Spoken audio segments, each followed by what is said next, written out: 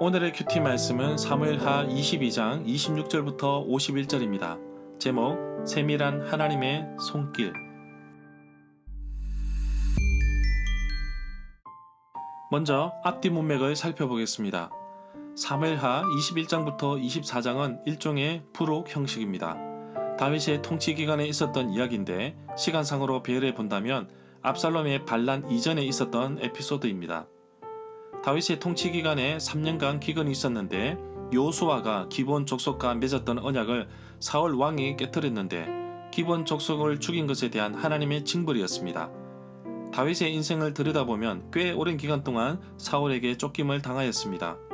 사울에게 쫓기고 블레셋과의 싸우는 가운데서도 하나님은 다윗에게 정말 세밀하게 간섭하시고 이끄셨습니다. 다윗은 그 하나님을 찬양하고 있습니다. 사무엘하 22장은 사무엘 상하 결론에 해당되는 부분으로 볼 수 있습니다. 자신을 원수들로부터 구원해 주신 하나님을 찬양하고 있습니다. 등불처럼 이끄시고 구원의 반석이신 하나님을 찬양하고 있습니다. 문단을 나눠보겠습니다. 26절부터 28절은 공의를 베푸신 하나님, 29절부터 41절은 다윗을 인도하시는 하나님, 42절부터 51절은 다윗을 승리하도록 인도하신 하나님, 29절에 보면 다윗은 원수를 이기게 하신 여호와 하나님을 찬양하고 있습니다. 여호와여, 주는 나의 등불이십니다. 여호와께서 나의 어둠을 밝히십니다.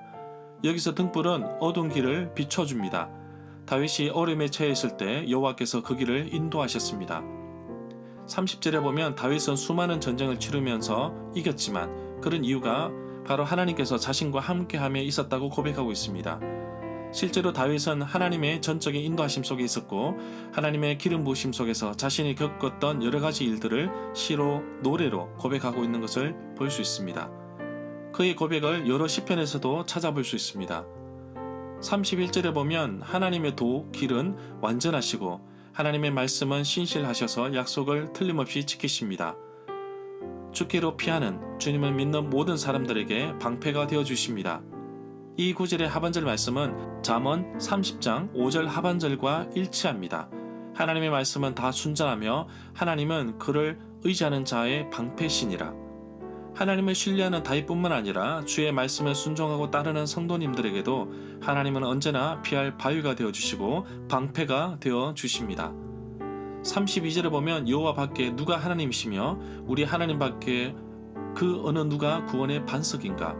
오직 여호와 한 분만이 나의 하나님이시며 구원자이심을 고백합니다. 사무엘의 어머니 한나가 이렇게 고백합니다. 사무엘상 2장 2절 말씀입니다. 여호와와 같은 거룩하신 이가 없으시며 이는 주밖에 다른 이가 없고 우리 하나님 같은 반석도 없으심이니이다. 34절에 보면 하나님께서 나의 발을 암사슴의 발처럼 튼튼하게 만드셔서 나를 높은 곳에 안전하게 세우셨습니다. 이 구절은 시편 18편 33절과 하박국 3장 19절의 말씀에도 등장합니다. 거의 흡사한 구절입니다. 하나님께서는 다윗의 발걸음을 인도해 주셨습니다. 견고한 요새가 되어 주신 것입니다. 비록 압살롬의 반란으로 인해 피신하는 절박한 가운데서도 하나님은 든든한 요새가 되어 주셨습니다. 다윗의 기도에 응답하셨고 순간순간마다 하나님께서 다윗을 도와주셨습니다. 그의 발걸음을 암사슴 발 같게 하셔서 인도하신 것입니다. 40절에 보면 다윗은 주께서는 싸움터에서 내가 싸울 수 있도록 능력으로 띠를 띄우시고 나를 치려고 일어서는 자들을 내게 굴복하여 발 아래 꿇게 하셨도다고 고백하고 있습니다. 전쟁에서 이김을 주시는 분은 하나님이십니다. 다윗이 골리앗을 향하여 나아갔을 때 그의 고백처럼 만군의 여호와의 이름으로 승리한 것을 볼 수 있습니다. 전쟁 가운데서 성패의 좌우는 바로 하나님이 하십니다. 전쟁은 하나님께 속한 것입니다. 42절에 보면 원수들이 아무리 둘러보아도 그들을 구해줄 사람이 하나도 없으며 여호와께 부르짖어도 끝내 대답하지 않으십니다. 그러나 우리 하나님은 우리의 기도와 부르짖음에 응답하십니다. 이사야 55장 6절에 보면 너희는 여호와를 만날 만한 때에 찾으라 가까이 계실 때에 그를 부르라고 하셨습니다. 우리의 기도에 귀를 기울이시고 응답하신 하나님께서 말씀하십니다. 너는 내게 부르시더라. 내가 내게 응답하겠고 내가 알지 못하는 크고 은밀한 일을 내게 보이리라. 예레미야 33장 3절 말씀입니다. 46절에 보면 아무리 견고한 요새에서 방어한다 할지라도 하나님이 함께하지 않으시면 결국 무너지게 되며 항복하는 것을 볼 수 있습니다. 다윗이 압살롬의 반역을 피해 도망갈 때에도 하나님의 언약궤를 가지고 가지 않았습니다. 그런 이유는 상징성이 강한 언약궤를 가지고 가면 안심도 되겠지만 다윗은 자신이 어디로 가든지 하나님께서 함께 하실 것을 그는 확신하고 있었기 때문입니다. 48절에 보면 다윗은 이렇게 고백합니다.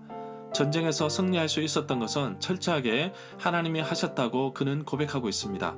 자신의 능력이 뛰어나서가 아니라 자신의 부하가 힘이 강해서가 아니라 하나님의 주권 가운데 단지 다윗이 쓰임을 받았기 때문입니다.